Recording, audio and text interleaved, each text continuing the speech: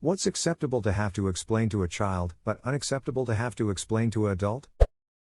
Not everything on TV is real. Some people on the internet lie to you. You really think someone would do that? Just go on the internet and tell lies. Basic hygiene edit, thank you for the gold and silver. How it isn't okay to throw a tantrum when you don't get what you want. My favorite reaction to this situation: what were you hoping to achieve with that display? They'll just make something up in an attempt to justify what they did. It was the electrical interference lol. Even though you bumped into that person and knocked their items out of their hands by accident, you still need to apologize. Edit, thank you for the silver. Just the general concept of, things you do on accident are still your responsibility. That concept is so hard to explain to kids. Say you're sorry and help clean up. But it was an accident. Yes, you're not in trouble, that's just what you do after an accident. Repeat ad infinitum. Ada, okay, it's infinitum, thanks everyone. Say you're sorry and call your insurance. But it was an accident. Yes, you hit my car and that's what you do after an accident. Edit, this is my first comment over 1K, so thank you, everyone. I stole almost all of it. Most responses are about apologizing after a collision bad. I wish we could just be decent, polite people without fearing legal action. Why we cover our mouth nose when we cough sneeze. Edit, wow, thank you for my first ever gold. And how to cover our mouth nose when sneezing coughing. Do it into your elbow crease, not your hands people. Dabbing is the only acceptable way to sneeze or cough. And sneezing coughing is the only acceptable reason to dab. Destroy all bacteria. Teaching the concept of personal space. Too many adults do not understand it. A man was standing so close to me in the supermarket queue that I had to ask him repeatedly to take a step back. Every time the queue moved forward he would be jammed up against me again. In his incoherent response he seemed very concerned that I wasn't jammed up against the next guy in the queue too, as if that was just an open invitation for random people to jump into the gaps ahead of us. Few years back I went to a haunted house with my friend and this lady kept standing stomach to butt behind us in line.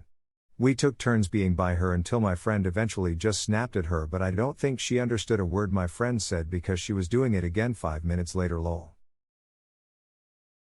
I went to a haunted house once and ended up holding hands with a stranger. It was dark and I thought it was my friend.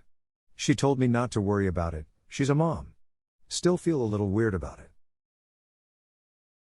I ended up holding a little kid's hand. They thought I was their mother at first. Made it easier to make it through the dark room. Nothing was happening to that kid on my watch.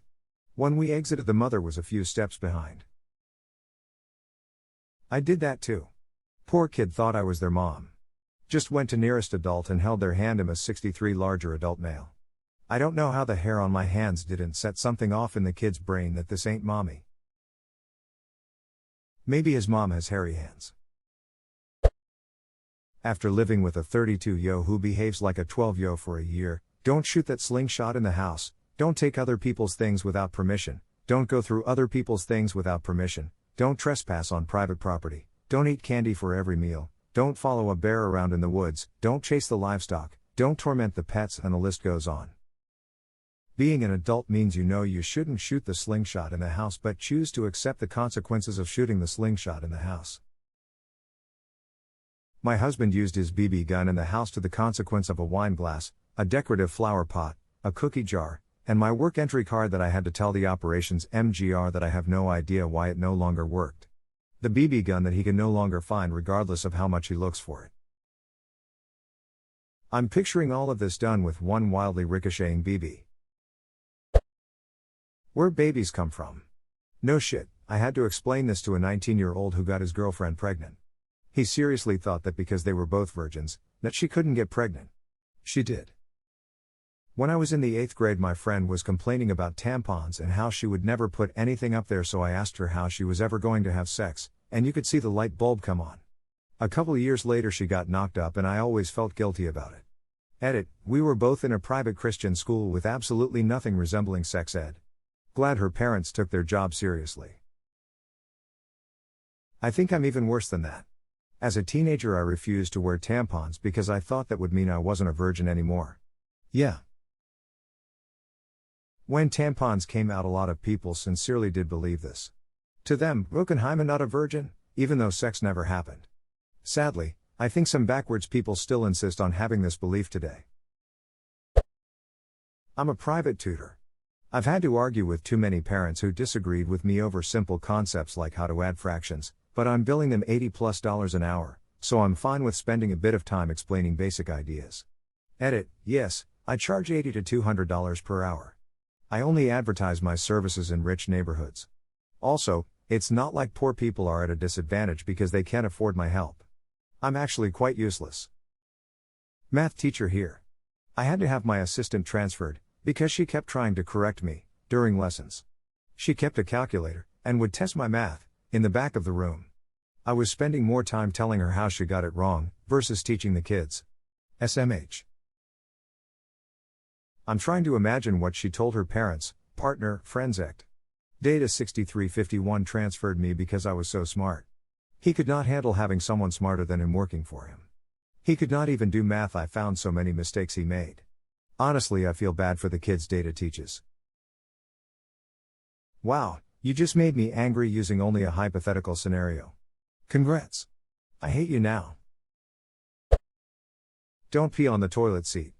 If you accidentally pee on the toilet seat, wipe it up with toilet paper so the next person doesn't sit on it. Also, don't stand on the toilet seat at a North American toilet. I worked in a building with international students. The toilet seats always had shoe marks. This was a woman's bathroom. Edit, amazing. My first popular comment is about bathroom etiquette. Our university actually has a warning sign with pictures on how to properly sit on a toilet for this reason. This is common? I have a friend that does this and thought it was really weird. In a lot of Asian African countries, toilet seats are not really a thing, they basically have a glorified hole in the ground to squat over. To them, toilets as we know them are just raised up bothersome holes in the ground, I guess. Many of them find the notion of sitting down on that disgusting, which is of course a self-fulfilling prophecy if you proceed to squat on them, leaving, at best, your filthy shoe prints on the seat. That they should take responsibility for their mistakes. That nobody else made them do the bad thing they did. Edit, wow. Thanks for the silver, cunt strangers.